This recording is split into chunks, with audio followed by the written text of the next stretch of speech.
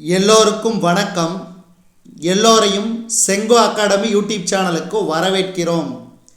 இந்த காணொளியில் நாம் பார்க்கவிருப்பது 10th ஸ்டாண்டர்ட் சயின்ஸ் ஒளியியல் வினாவிடைகள்.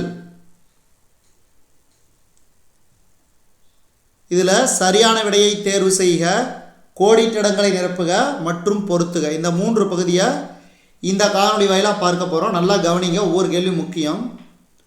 அதாவது புக் பேக் கொஸ்டின் தான் நாம் பார்க்குறோம்.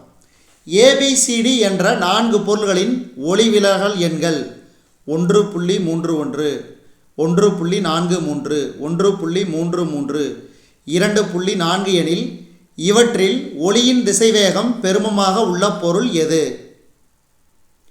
இதுக்கு சரியான விடை ஆப்ஷன் ஏ. அடுத்து 2வது கேள்வி. பொருளின் அளவிற்கு சமமான தலைகீழான மெய்பிம்பம் கிடைக்க பொருள் வைக்கப்பட வேண்டிய தொலைவு. பொருளின் அளவிற்கு சமமான தலைகீழான மெய்பிம்பம் கிடைக்க பொருள் வைக்கப்பட வேண்டிய தொலைவு 2f. அடுத்து 3வது கேள்வி. மின் விளக்கு ஒன்று குவிலென்ஸ் ஒன்றின் முதன்மை குவியத்தில் வைக்கப்பட்டுள்ளது. மின்விளக்கு ஒளியூட்டப்படும் போது குவிலென்ஸ் ஆனது. மின்விளக்கு ஒன்று குவிலென்ஸ் ஒன்றின் முதன்மை குவியத்தில் வைக்கப்பட்டுள்ளது. மின்விளக்கு ஒளியூட்டப்படும் போது குவிலென்ஸ் ஆனது. இணை கற்றைகளை உருவாக்கும். குவிலென்ஸின் உருப்பெருக்கமானது எப்போதும் நேர்குறி அல்லது எதிர்குறி மதிப்புடையது. அடுத்த 5வது கேள்வி. ஒரு குவிலென்ஸானது மிகச்சிறிய மெய்பிம்பத்தை முதன்மை குவியத்தில் உருவாக்கினால் பொருள் வைக்கப்பட்டுள்ள இடம் ஈரிலா தொலைவு.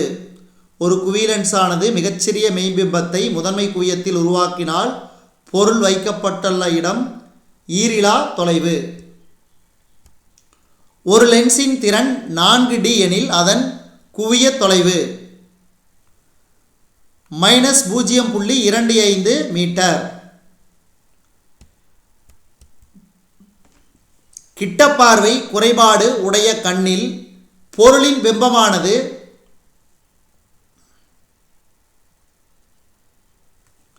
விழித்திரைக்கு முன்பாக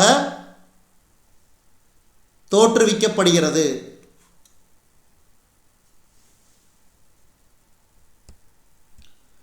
விழி ஏற்பமைவு திறன் குறைபாட்டை சரி செய்ய உதவுவது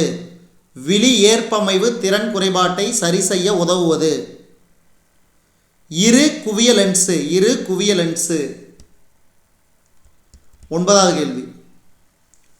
சொல்லகராதியில் உள்ள சிறிய எழுத்துக்களை படிப்பதற்கு உகந்த லென்ஸு.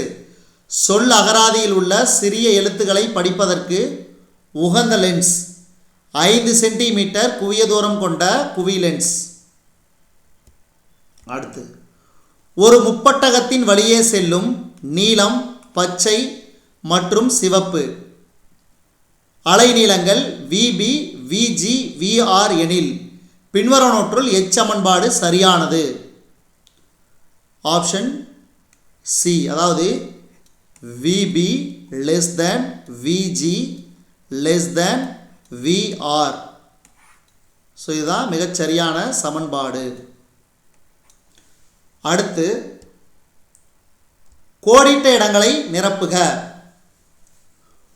ஒளிக்கதிரின் பாதை டேஸ் என்று அழைக்கப்படுகிறது,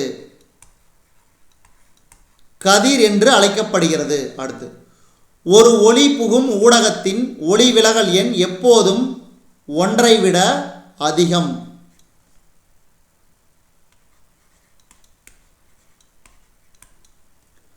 ஒரு ஒளி புகும் ஊடகத்தின் ஒளிவிலகல் எண் எப்போதும் 1ஐ விட அதிகம். அடுத்து, படுகின்ற ஒளிக்கற்றையின் ஆற்றலும் சிதலடைந்த கற்றையின் ஆற்றலும் சமமாக இருந்தால் அது மீட்சி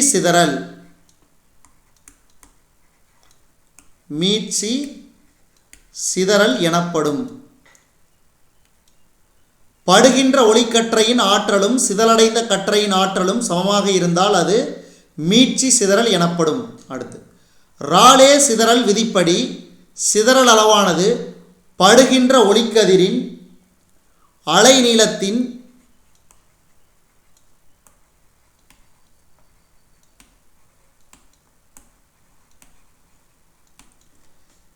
நான்கு மடிக்கு எதிர்த்தகவில் இருக்கும்.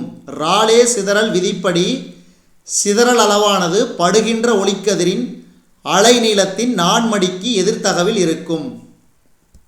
அடுத்து டேஸ் கண்ணிற்குள் நுழையும் ஒளியின் அளவை கட்டுப்படுத்துகிறது.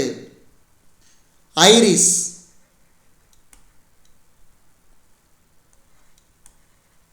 ஐரிஸ். அடுத்து பொறுத்துக. பொறுத்துக வந்து ரொம்ப ரொம்ப முக்கியம், ஞாபகம் வச்சுங்க. பல சமயத்தில் பொறுத்துக கேட்பாங்க. இப்போ ரெட்டினா. ரெட்டினா என்பது விழித்திரை.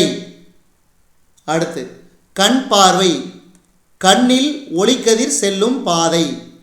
அடுத்து சிலியரி தசைகள், விழி ஏற்பமைவு திறன். கிட்டப்பார்வை, சேய்மை புள்ளி விழியை நோக்கி நகர்தல். தூரப்பார்வை, அண்மை புள்ளி விழியை விட்டு விலகிச் செல்லுதல்.